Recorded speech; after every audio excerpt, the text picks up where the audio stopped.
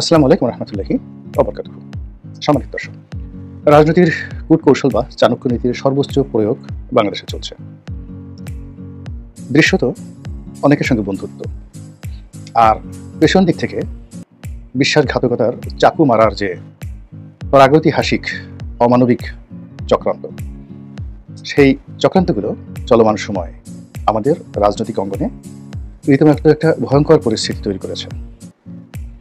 যখন একটি দেশের রাজনীতি ভালো হবে বা ভালো যাবে, বা আপনি আশা করতে পারেন যে আপনার এই রাষ্ট্র একটি শুভ পরিণয়ের দিকে যাবে, তো এসব ক্ষেত্রে সবচেয়ে প্রথম যে উপকরণ সেটা হলো জনমনে স্বস্তি, এক ধরনের শান্তি শান্তি ভাব থাকবে।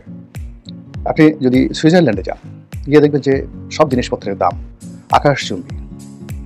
একটি ছোট্ট কামরা, সেখানে 4-5 জন ভাগাভাগি করে থাকে, অথচ অসংখ্য জমি এলাকা বিরান পড়ে আছে, কিন্তু ওর মধ্যে ছোট্ট একটা কুড়ে ঘর তৈরি করে আপনাকে যদি থাকতে হয়, তাহলে দেখা গেল যে বাংলাদেশি টাকায় প্রায় 5 লাখ টাকা আপনাকে ভাড়া দিতে হবে। অন্যান্য খরচ বাদ দিয়ে ধরে মোটামুটি দুজনের একটা সংসার 10 লাখ টাকার নিচে আপনি সুইজারল্যান্ডের যে জুরিক, সেই জুরিকের আশেপাশে আপনি বসবাস করতে পারবেন না। একেবারে সকাল থেকে রাত পর্যন্ত 1, 2, 3টে চাকরি করেও মানুষ 2 জন বা 3 জনের সংসার চালাতে হিমশিম খায়। এত নির্মম জীবনযুদ্ধ, তারপরেও সেখানে মানুষ শান্তিতে বসবাস করে, এবং সুইজারল্যান্ডকে বলা হয় পৃথিবীর স্বর্গের কারণ হলো সেখানে রাজনীতি নিয়ে কোনো কুটিলতা নেই। পৃথিবীর অন্য কোনো সভ্য দেশে যান, যেমন ধরেন কানাডার কথা। কানাডার বড় দুটো শহর মন্ট্রিল এবং ভ্যানকুভার, এই দুটো শহরের একেবারে কেন্দ্রে, অথবা ধরুন নিউ ইয়র্ক। তো নিউ ইয়র্ক সিটির যে টাইম স্কোয়ার রয়েছে, তার আশেপাশে 1 রুমের ছোট একটি বাসা ভাড়া নিয়ে স্বামী স্ত্রী বা আরও একজন সন্তান নিয়ে বসবাস করা যে কতটা কঠিন, এটা যারা ওখানে বসবাস করছেন তারা বুঝতে পারেন। সঞ্চয় তো দূরের কথা, কিন্তু তারপরেও তারা বাংলাদেশে আসবেন না, তারা আমেরিকাতে থাকবেন। এর কারণ হলো তাদের মনে একটা স্বস্তি রয়েছে। এটা হলো ওই দেশগুলোকে উন্নয়নের চরম শিখরে নিয়ে গেছে, যেখানে দেশের উপর ভরসা করে মানুষ পরিশ্রম করে। দ্বিতীয়ত, আইন শৃঙ্খলা এবং জনজীবনের জননিরাপত্তা। সেখানে রাজার জন্য প্রজার জন্য, মেথরের জন্য সবার জন্য সমান আইন, এবং আইনের একটা ধারাবাহিক যাকে বলা হয় গতি থাকে। এবং যারা রাষ্ট্রের কর্ণধার, ধরুন ডোনাল্ড ট্রাম্প, এবং রাস্তায় যে মানুষটি ধরুন জুতো পালিশ করছে, তারা উভয়ই পুলিশকে, কোর্টকে, কাছারিকে একেবারে সমানভাবে তারা ভয় করে, সমানভাবে শ্রদ্ধা করে, এবং পুলিশ প্রশাসন থেকে শুরু করে সরকারি কর্মকর্তারা উভয়ের সঙ্গে সমান আচরণ করে।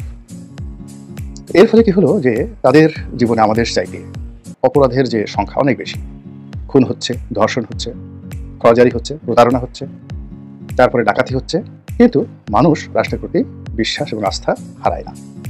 কিন্তু আমাদের দেশে কি হচ্ছে? অপরাধের যদি ধরন প্রকৃতি দেখেন, আমেরিকার তুলনায়, কানাডার তুলনায় এখানে অনেক কম। ইংল্যান্ডের শহরে একেবারে ডাউনটাউন, যেখানে লন্ডনের বা অভিজাত যে সকল এলাকা রয়েছে, সেটা তারেক রহমান সাহেব যে এলাকায় থাকেন, কিংস্টন, তারপরে হাইড পার্কের মতো এলাকা, অথবা ধরেন অ্যাজওয়ারের মতো এলাকা, মিডল সেক্স, এই সকল এলাকা ধনীদের বসবাস। তো সেখানে রাস্তার উপর আপনি একটা সাইকেল তালা দিয়ে গেলেন, তো সেখানে যেটাতে তালা দিয়েছেন, চাবি বা ধরুন সাইকেলের প্যাডেল বা অন্য কোনো একটা জায়গাতে, সেটা রেখে পুরো সাইকেলের বাকি অংশ সুন্দর করে বসে বসে চোরেরা চুরি করে নিয়ে যায়।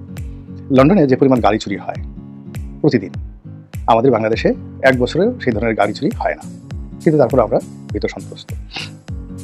তো এই যা কিছু সমস্যা, সেটা হলো রাজনীতির মুনাফিকি, রাজনীতির কূটকৌশল এবং পিছন থেকে চাকু মারার যে অন্যায় প্রবৃত্তি। এর থেকেই যে অবিশ্বাস, সন্দেহ, অরাজকতা তৈরি হয়। সেই অরাজকতার কারণে বাংলাদেশ, উগান্ডা, বুরুন্ডি, এই সমস্ত দেশের তৈরি হয়ে যায়। এবং আমরা অতীতে আমাদের এই রাজনীতির মুনাফিকির কারণে বহু সমস্যায় পড়েছি, আর চলমান সময় এই সমস্যাগুলো আরও অতীতের যে কোনো সময়ের থেকে বেড়ে গেছে।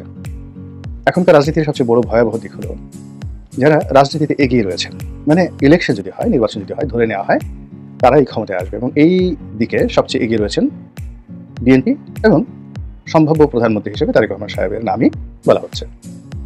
এখন তারেক রহমানকে ছোট করতে হবে, তিনি যেন প্রধানমন্ত্রী হতে না পারেন বলতে হবে।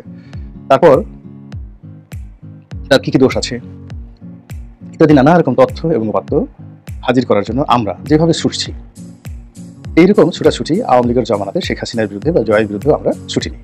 এই হলো তারেক রহমান সাহেবের দুর্ভাগ্য।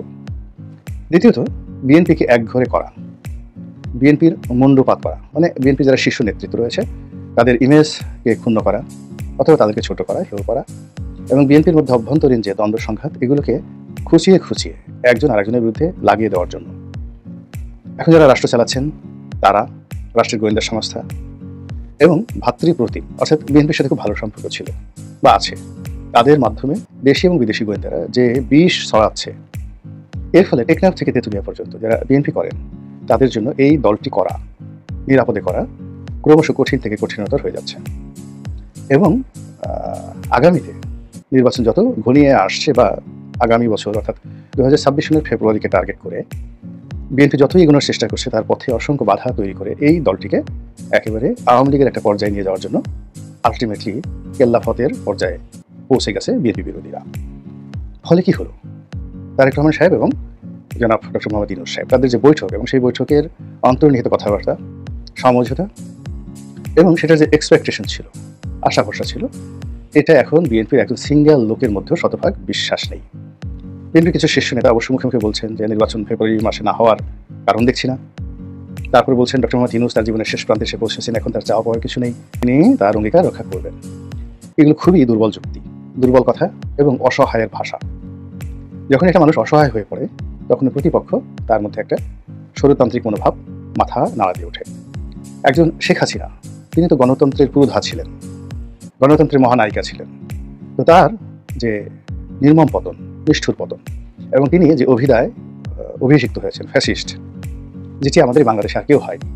ভারতেও কাউকে ফ্যাসিস্ট বলা হয় না, সারা দুনিয়াতে 1 নম্বর ফ্যাসিস্ট হিসেবে মুসলিনীকে বলা হয়।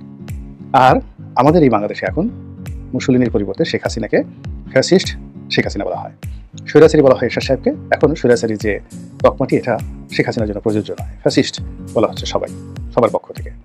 তো এই যে শেখ হাসিনা যে একজন গণতান্ত্রিক নেত্রী থেকে ষোড়শ শাসক হলেন, সেখান থেকে তার ফ্যাসিস্ট রূপে তার যে উত্থান হলো, অভিষেক হলো এবং তার যে পতন হলো, এর সকল কিছুর মূলে ছিল রাজনীতির বেইমানি, বিশ্বাসঘাতকতা, তার নিজের দলের ভিতরে বাইরে, তার সরকারের ভিতরে সরকারের বাইরে এবং দেশি বিদেশি নানা চক্র, সব মিলিয়ে আওয়ামী লীগের বিরুদ্ধে যে সকল কর্মকাণ্ড চলছিল, যা কিনা আওয়ামী লীগকে শেষ করে দিয়েছে, আওয়ামী লীগকে সবার থেকে একা করে দিয়েছে এবং আওয়ামী লীগকে সবাই ভয় পেয়েছে কিন্তু ভালোবাসেনি। এবং আওয়ামী লীগের একান্ত ঘনিষ্ঠজন যারা রয়েছে তারাও আড়ালে আবডালে আওয়ামী লীগের পতন চাইত।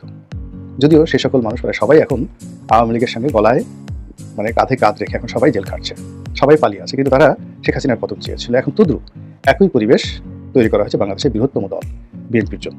এখন বিএনপিকে সেই বাধা অতিক্রম করতে পারবে? বিশ্ব খেলোয়াড়ের খেলাধুলা থেকে কি নিজেদেরকে রক্ষা করতে পারবে, নাকি তারাও একটা অশুভ পরিণতির দিকে এগিয়ে যাবে? সেটা আগামীতে দেখা যাবে। আল্লাহ আমাদের সবাইকে হেদায়েত দান করুন এবং হেফাজত করুন।